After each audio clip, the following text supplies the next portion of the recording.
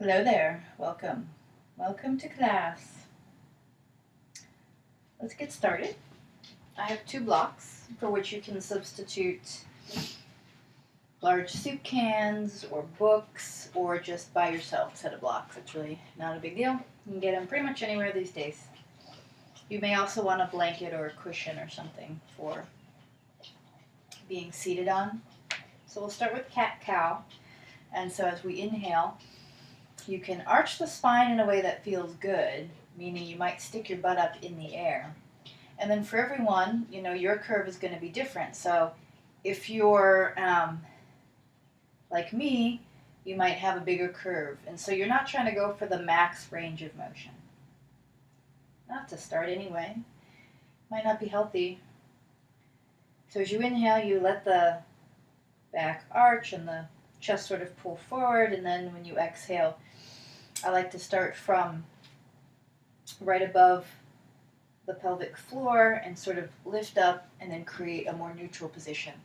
What I don't want to do is pop out my lumbar spine. I'm not even going to do it here to show you what that looks like. I want my spine to either be curved in towards the body or to have some neutrality to it. Now, if you want to round the upper spine, it's got a much more natural place for it, then try that. So we'll do this a few times. Hands around the blocks.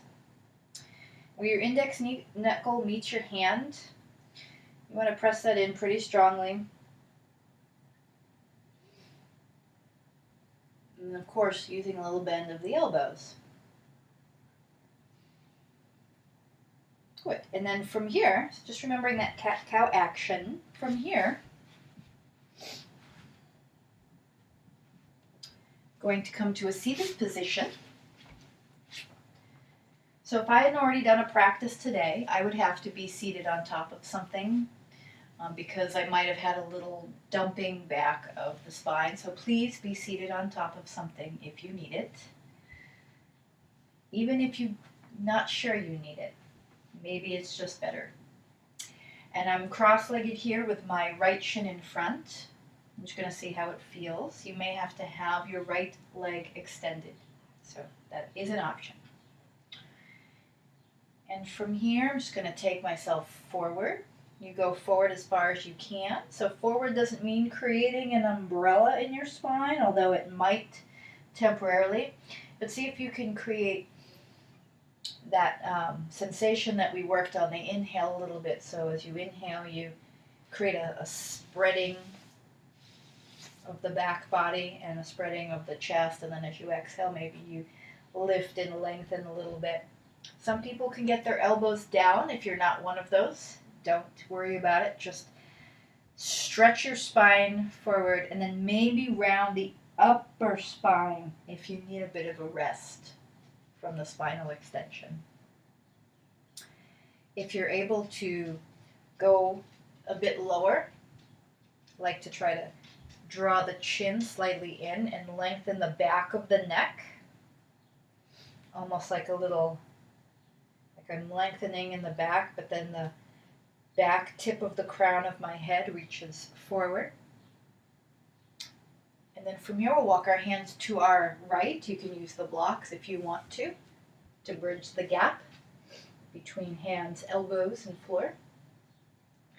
As I go to the right, I'm pretending like somebody's standing behind me and they're pressing a lot of weight into the top of my left leg where the leg meets the hip. And if that doesn't feel right to you, if there's some weird pinchy, crunchy, nervy feeling in the back or the hip, then just pretend like that person's not there. Let the leg lift.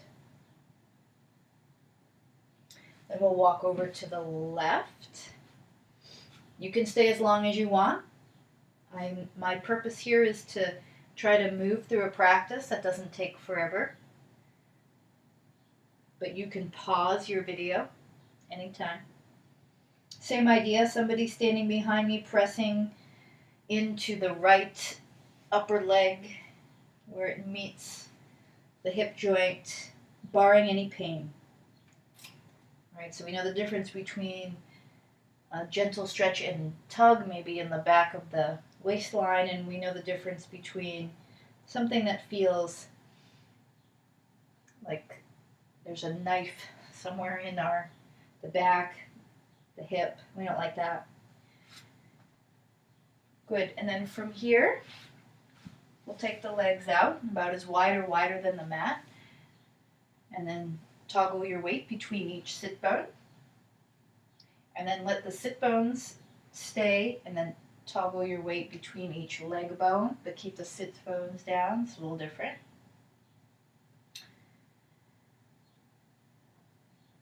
And then keep the weight equal from back of pelvis to back of heel, and wave only the shoulders.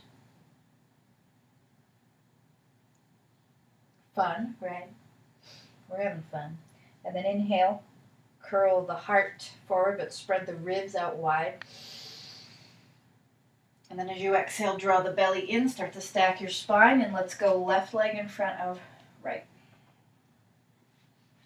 If your knee's a little tweaky, you can extend that left leg as I offered for the right leg last time. We're going to start with our hands to the left this time.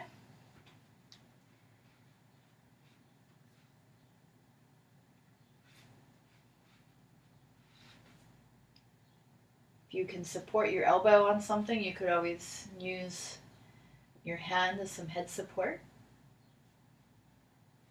Right upper leg, hip, heavy. Breathing, of course. You don't have to take super deep breaths. You just have to let the shape change in the body be complete. So belly, back of belly, even you want the pelvic floor to go down. And then the exhale should be complete too. A more complete exhale creates a better received inhale. I'm just hanging out here because it feels real good. You can switch to the right if you want. I'll go there now. For me, I got a little tweakiness in my knee. It's fairly common, so I'm going to take this leg out to the side.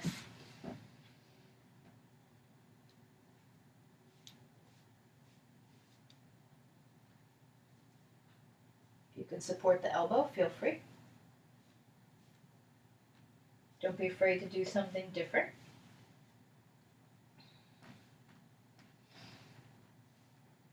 You're still leaning to your right.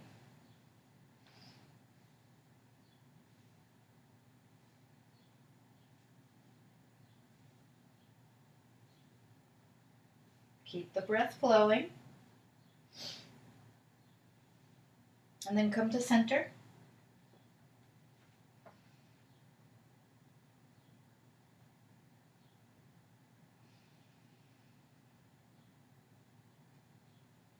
This is a good place to feel the breath entering in the back of your body, where most of your lungs reside anyhow. So just feel how the back ribs could lift and how the outer tips of the ribs on your inhale go down, so the inner tips of the ribs go up. Lifts your spine up a bit. All right, let's come in. Let's take that symmetrical pose again, and then from here we'll do wiggle hip to hip, and then hips stay stuck like you're sitting in concrete, and then you just take it from leg to leg, and now your legs stay, and you just do shoulder to shoulder. You could do rib to rib, low ribs to mid ribs if you want to play with that. Okay. Core work, inner thigh work, always good.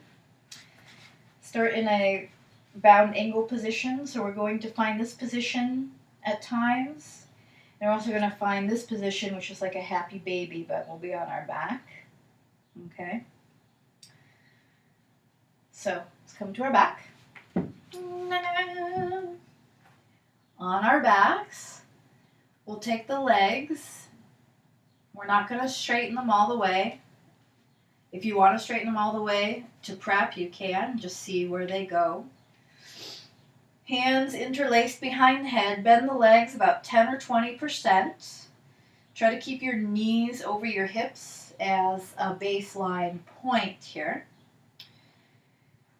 We'll take a few breaths. You'll feel the exhale deepen the belly muscles towards the front of the spine. You might even feel the bottom tips of your ribs sort of press down and in.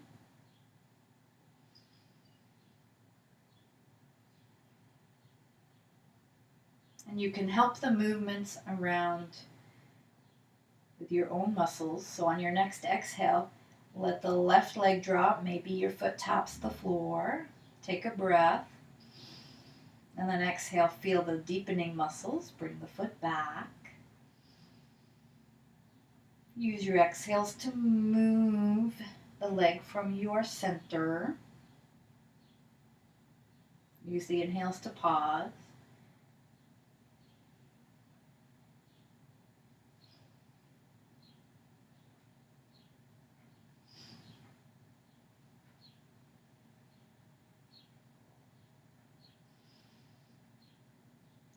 Relax your jaw. Relax your shoulders.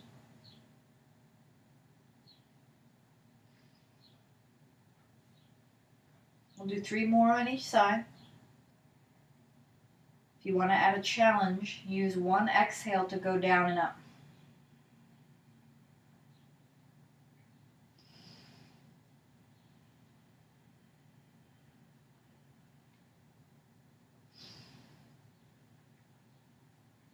So we're bending the legs on purpose here. So if you've defaulted to straightening them, bend the legs.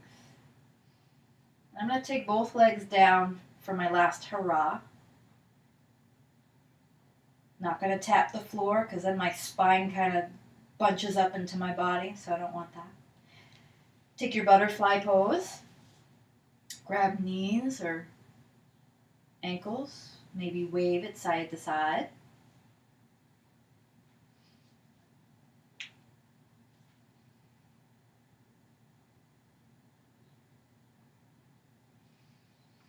And take your happy baby. Knees are about as wide or wider, in most cases, wider than the armpits. Notice if the back of your butt starts to curl up, try to keep it down pretty flat. That might mean that you can't grab your feet. That's fine. That's not the goal. It's just a place to grab. And then when you're ready, straighten one leg a little bit and then the other one, and alternate for a while. And if all of your pulling is in the backs of the knees or at the very top of the hamstring by the butt, then you probably shouldn't be going that far, and keep that in mind. We're just trying to find our edge and then work about 2 notches below it. If you feel like you're not getting very much of a sensation, or it's mostly in your hamstring muscle itself, then maybe both legs go straight as you exhale and you deepen the belly and send the lower part of the navel down towards the tail. Not everybody can get their legs out, and not everyone needs to. All right, let's take the legs again at that slightly bent position. Hands between the knees. Maybe a little bit higher than the knees, around the thighs. So your arms and your legs are going to be having a little tug of war, and it's okay because they're still friendly. They're just playing. So as you inhale, just feel everything fill up, and then as you exhale, draw the belly in and then pry the legs apart about 6 inches. Let the legs do some resisting, because if they don't, they'll go more than 6. And then inhale, take them back in. Exhale, pry apart about 12 inches. Inhale, come in. Exhale, pry apart about, 18 to 20. Let them come in. And then on your next exhale, when they come out, pause, take a breath. And then as you exhale, have them come in, but resist with your hands. So your legs are winning, but your arms are working. Inhale. Exhale, let the hands win, but the legs are resisting. Inhale, pause. Exhale, use the strength of the belly to pull the legs. Inhale, pause. Exhale, resist. but arms win. Inhale. Exhale, resist, but legs win. Do this 3 more times. If you need to take a rest, do it, or bend the legs more. You can come more to a happy baby-esque position.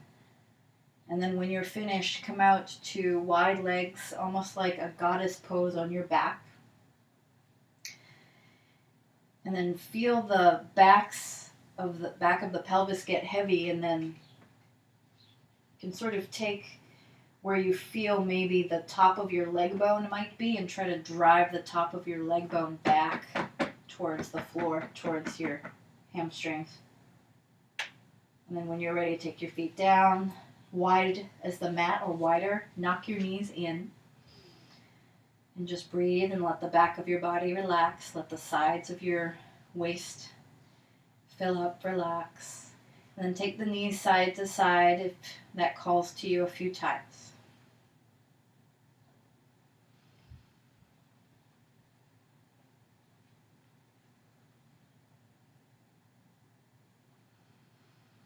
You can pause or make it a constantly moving thing.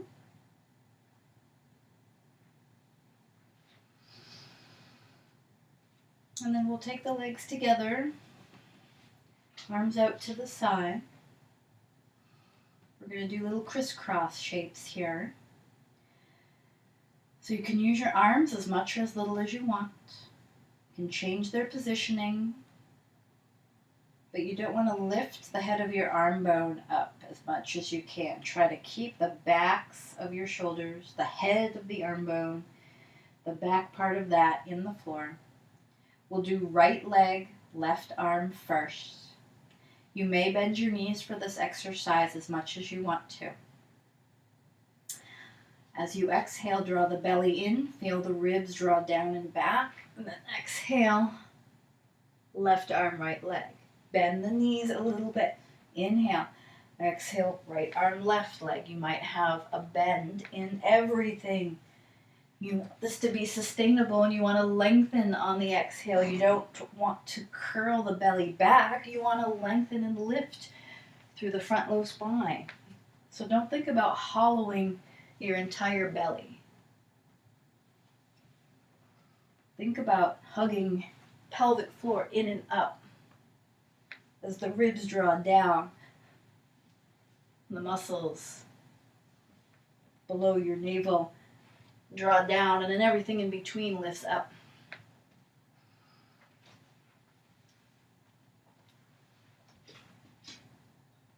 We're going to do this a few times. Tap the knee.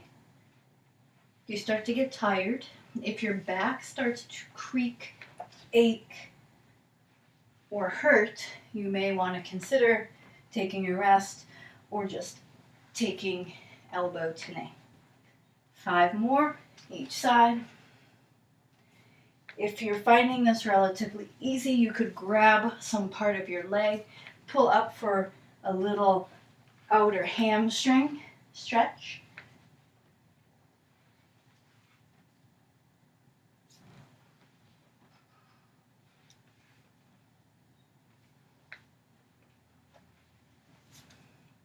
Rest if you need to. I've got 2 more.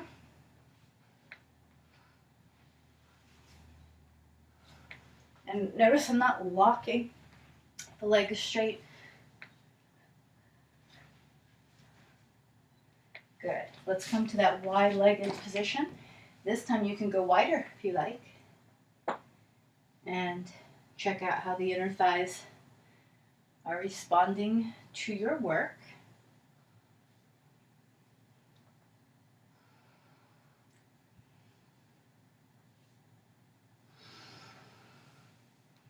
And then feel free to do some undulating of the spine. As I exhale, I lift and hug back. I think about lifting first, because if you lift, you're going to hug back. But if you hug back, you may not lift. Inhale, exhale, inhale. And then come back, wide tabletop. You can have your feet closer, of course. Knocking in. And then taking Knees side to side might be an option. Good. All right. And then the last part here will be take our pot belly pose, as I call it. Block between or book between. Can of soup, not recommended. Won't feel good if it falls. So we're going to have the legs bent. We're going to start at 90 degrees, and I'm going to churn the belly the opposite direction of my legs. So I'm going to draw the belly from right to left as my knees go center to right. I like to use the empty breath to come up.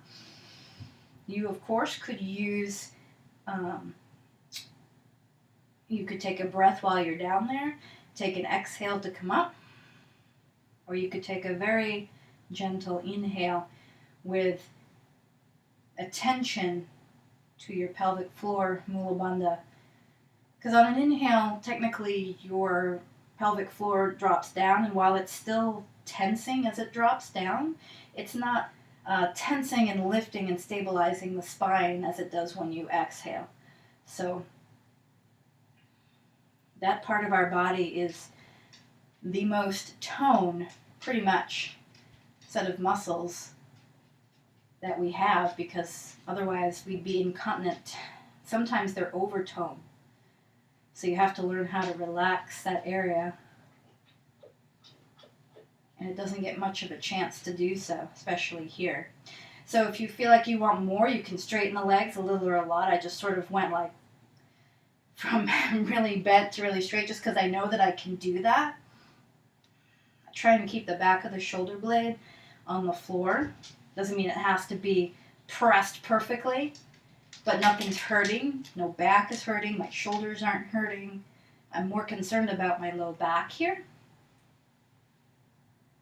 For me, that's because that's my thing.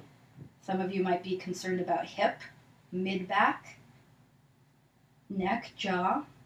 So we're going to do about 3 more of these on each side. And I'm going to use an inhale now at the bottom and a stronger exhale to come up. Because I want this to be a core event, but also the squeezing of the block is not just protective, but it's also good for other strength. I know that was 2 on each side, but I've already done this today. I'm not going to do any more than I have to. And then from here, we'll take Dandasana and a little stretch to your right. Something that's interesting to note, if your left leg gets longer, and that probably means that your hip is also sort of splaying in and reaching forward. That usually means you're twisting more in your lumbar, which is not always encouraged. Same thing if you twist to the left. Try to keep the right leg same length as the left. I'm not saying that having that left leg go out is wrong necessarily, but be aware of what that could mean. And I'm just going back and forth. And what I want to do is I want to twist more in my core. Have you ever done this Pilates move, but it's like with the saw arms? I don't like the saw arms. They make my shoulders crack. So I do a little bit of this, and then I find my spot, and then I pause. Then I'll go back here, and I'll pause. Some of you probably have to be sitting on something. And then nice little lean forward could be good.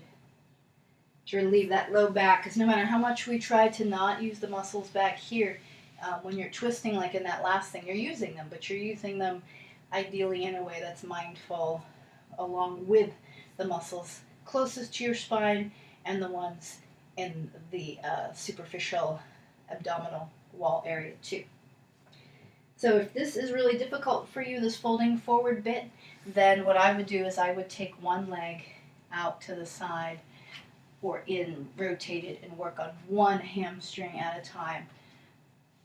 can be a really good way to not have to overwork the hamstrings. Remember, you don't have to look like anything in a yoga class. You have to just be doing what feels safest for you, and that can be tough because we're often taught to not listen to our bodies all the way from when we're young, right? So it's an exploration of how do I know when it's safe? How do I know that this is okay? Is no pain, no gain really helping you with anything, maybe? Is it a great philosophy all the time? Probably not. I think most things all the time probably needs to be considered if there's a alternate viewpoint, right? Okay. So from here, you can either go to my next video, which is a continuation of this in a standing practice, where we'll take some of these up with us, or you can just stop right here and take yourself a little shavasana or seated meditation for about 3 to 5 minutes. Thanks for joining.